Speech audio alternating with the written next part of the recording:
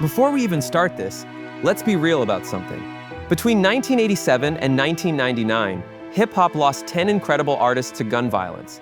Not from beefs that stayed on wax, not from battles that ended with a handshake, but from bullets that ended lives way too soon.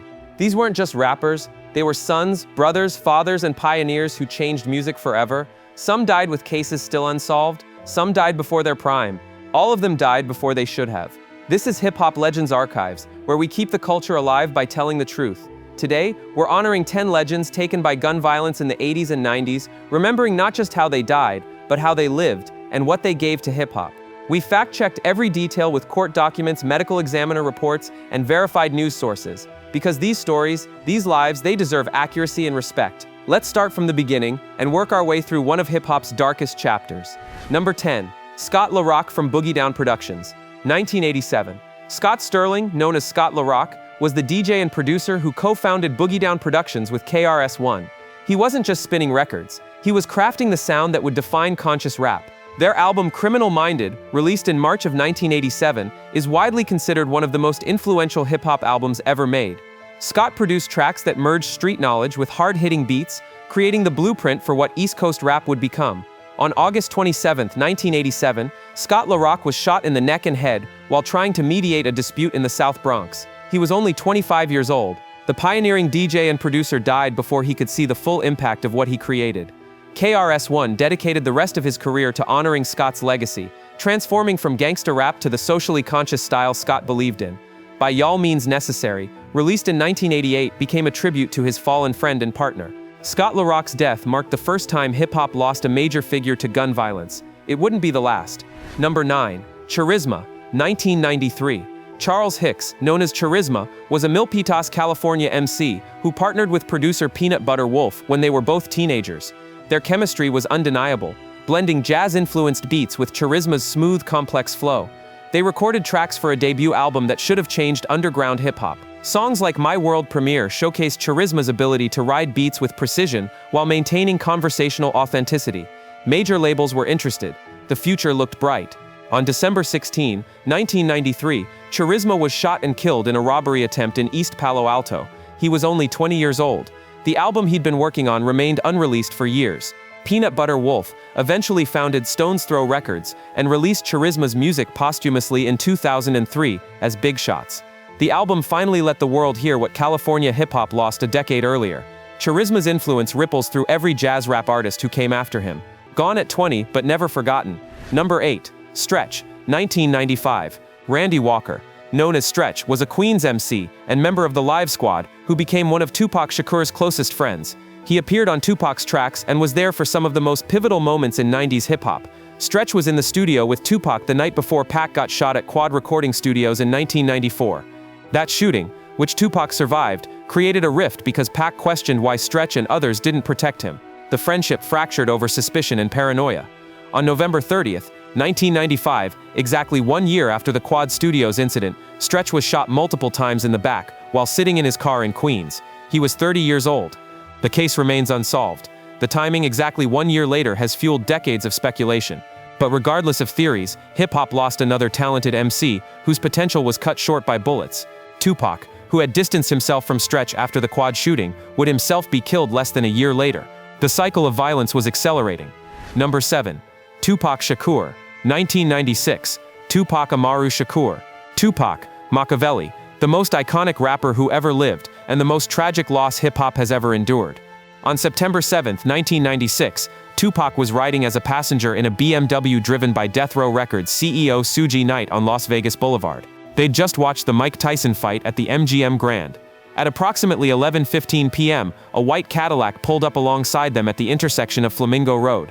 Someone in that car fired a .40 caliber Glock handgun. 4 bullets hit Tupac, twice in the chest, once in the arm, once in the thigh. He survived the initial shooting. Doctors removed his right lung trying to save him.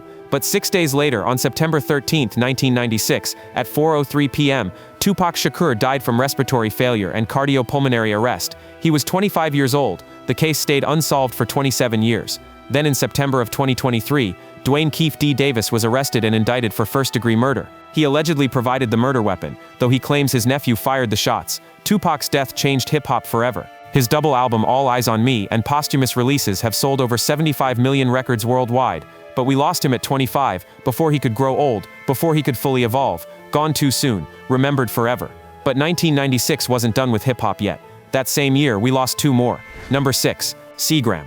1996. Seagram Miller was an Oakland rapper signed to Rap-A-Lot Records, who represented Bay Area street rap with authenticity. His albums The Dark Roads and Reality Check showcased the struggles of Oakland life with unflinching honesty. Seagram's music connected with the streets because he lived what he rapped about. His collaborations with other Bay Area artists helped build the region's reputation for raw, uncompromising hip-hop.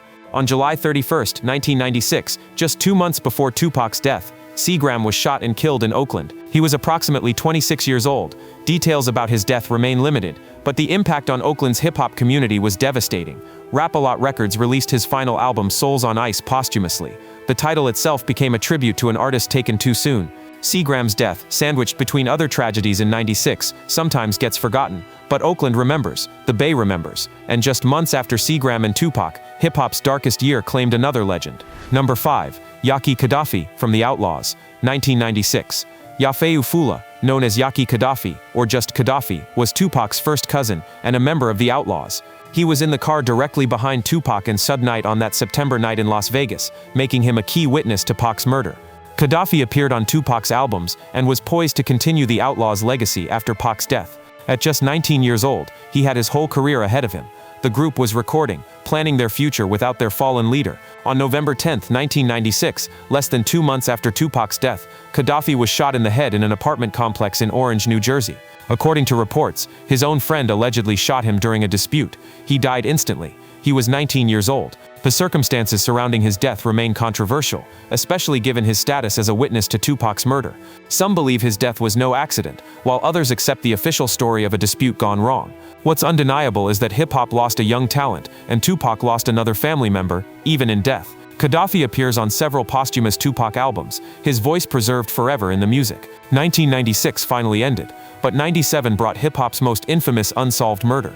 Number 4, the Notorious B.I.G. 1997. Christopher Wallace, Biggie Smalls, the Notorious B.I.G., Frank White, Big Papa, the King of New York. 6 months after Tupac's death, hip-hop lost the only MC who could match him. On March 9, 1997, Biggie was leaving a Vibe magazine Soul Train Awards after-party at the Peterson Automotive Museum in Los Angeles. It was approximately 1:15 a.m. He was sitting in the passenger seat of a GMC Suburban, stopped at a red light at Wilshire Boulevard and Fairfax Avenue. A dark Chevrolet Impala SS pulled up alongside the Suburban. Someone in that car fired a 9mm pistol. 6 shots total. 4 bullets hit Biggie. 1 bullet entered his right hip and ripped through his liver, heart and lung. That was the fatal shot. Additional wounds struck his left forearm, back, and left thigh. The autopsy noted he was 6'1" and 395 pounds. He was 24 years old, empathetic hos self. Life After Death was released 16 days later on March 25, 1997. The title became tragically prophetic. The double album debuted at number 1 and has sold over 11 million copies in the United States alone. The case remains unsolved to this day. Suspected shooter Wardell Pucci Faust was killed in 2003 and never charged. Theories about retaliation for Tupac's death have circulated for decades, but no one has ever been convicted. Biggie's death, coming so soon after Tupac's, forced hip-hop to confront the East Coast-West Coast beef that many believe contributed to both murders. The violence had to stop, but not before claiming more lives. Yo, we're halfway through these stories, and they're heavy. If you're feeling the weight of this history and want to keep these legends' memories alive, hit that subscribe button for Hip Hop Legends Archives. We fact-check every detail because these artists deserve the truth. Coming up next, 3 more tragic losses from '98 and '99 that you might not know about. Number 3, Fat Pat. 1998. Patrick Hawkins, known as Fat Pat, was a founding member of Houston's legendary Screwed Up Clique and the brother of producer DJ Screw's right-hand man Big Hawk. Fat Pat's smooth delivery over chopped and screwed beats helped define Houston's sound in the mid-90s. His album Ghetto Dreams, released in 1998, showcased his talent for painting pictures of Houston street life over DJ Screw's signature slowed-down production. Tracks like Tops Drop became Houston anthems, playing from every slab rolling down the boulevard. On February 3, 1998, just months after Ghetto Dreams dropped, Fat Pat was shot multiple times in the head while sitting in his car in Houston. He was approximately 28 years old. The murder shocked Houston's tight-knit hip-hop community. Deki Screw dedicated countless mixtapes to Fat Pat's memory, and the Screwed Up Clique continued to honor him in their music. His brother Big Hawk carried on the legacy until he too was killed in 2006, another tragic loss for Houston hip-hop. Fat Pat's influence on Houston's sound is undeniable. Every slowed-down beat, every reference to candy paint and swangas carries his spirit. 1999 closed out the decade with two more devastating losses. Number 2, Freaky Ta from the Lost Boyz. 1999. Raymond Rogers, known as Freaky Ta, was the hype man for Queen's group The Lost Boyz. While MC Mr. Cheeks handled most of the rapping, Freaky Ta's energy and ad-libs became essential to the group's sound and live performances. The Lost Boyz' debut album Legal Drug Money, released in 1995, went platinum largely due to the chemistry between all four members. Freaky Ta's voice echoes throughout classic tracks like Renee and Jeeps, Lex Coos, Bimes and Benz, making every song more energetic. On March 28, 1999, Freaky Ta was shot in the head outside Amnesia nightclub in Queens following a birthday party for Onyx member Sticky Fingers. He was 27 years old. One shooter fled in a vehicle after the shooting. The case went unsolved for years, until 1999, when Kelvin Joyner was arrested and pleaded guilty to manslaughter. But that conviction couldn't bring Freaky Ta back or heal the damage done to the Lost Boyz. The group never recovered from losing Freaky Ta. Though Mr. Cheeks continued as a solo artist, the Lost Boyz' chemistry was gone forever. That's what bullets do. They don't just kill individuals, they destroy collectives. And then, just 11 months after Freaky Ta, the 90s ended with one final devastating loss. Number 1. Big L. 1999. Lamont Coleman, Big L, the punchline king, the wordplay wizard, the rapper's rapper. If you know hip-hop, you know Big L was one of the most skilled MCs to ever touch a microphone. Big L's 1995 debut album, Lifestyles of Da Poor and Dangerous, is considered an underground classic. His intricate wordplay, complex internal rhymes, and shocking punchlines influenced everyone from Jay-Z to Eminem to Kendrick Lamar. He was a member of the Diggin' in the Crates crew and Children of the Corn with Cam'ron and Mace. Tracks like Put It On and MVP showcased Big L's ability to craft punchlines that made you rewind the tape just to catch what he said. He could flip a metaphor 6 different ways in one 16-bar verse. Technically, he was nearly untouchable. On February 15, 1999, Big L was shot 9 times in the face and chest in a drive-by shooting in his own Harlem neighborhood, on the corner of 45th Street and Lenox Avenue. He was 24 years old. The case remains unsolved. Speculation centers around his brother Gerard Woodley's involvement in drug dealing and potential retaliation, but no one has ever been charged. Big L was allegedly not involved in that life, making his death even more senseless. His posthumous album The Big Picture was released in 2000, revealing even more of his incredible talent. Collaborations with Fat Joe, Remy Ma and others showed what we lost when those bullets took him away at 24. Every punchline rapper who came after Big L owes him something. Every lyricist who focuses on wordplay over everything else is walking a path Big L paved. 9 bullets couldn't kill his influence. Big L, gone at 24. The best to never blow up commercially. Harlem's finest, forever. 10 rappers, 12 years. 1987 to 1999. From Scott La Rock to Big L, hip-hop lost some of its brightest stars to gun violence during the genre's golden age. Scott La Rock never saw conscious rap become mainstream. Charizma's jazz rap influence took a decade to be heard. Stretch died exactly 1 year after Quad Studios. Tupac and Biggie's murders remain unsolved after 27 years. Seagram, Kadafi, Fat Pat, Freaky Ta, and Big L, all gone before 30. Noobs weren't just statistics, they were brothers, sons, fathers, friends, and artists who gave everything to hip-hop. They died in drive-bys, in cars, on their own blocks, in cities they represented through their music. According to research, hip-hop artists face homicide rates 5 to 32 times higher than musicians in any other genre. That's not a coincidence, that's a crisis. The violence that claimed these 10 between 87 and 99 hasn't stopped. But remembering them, honoring them, telling their stories accurately, that's how we keep their legacies alive. Every beat they rapped over, every punchline they crafted, every stage they rocked, that's eternal. The bullets stopped their hearts, but the music never dies. That's the real history from Hip Hop Legends Archives. If you lived through this era, or you're just learning about these legends, drop a like and subscribe to this channel. We fact-check every detail, because these artists deserve accuracy and respect. Tell us in the comments which of these artists meant the most to you, or if there's another fallen legend you want us to cover. We're keeping hip-hop history alive, one story at a time, with verified facts and cultural respect. Until next time, remember these names, play their music, and keep their spirits alive through the culture they helped build. Peace, love, and hip-hop.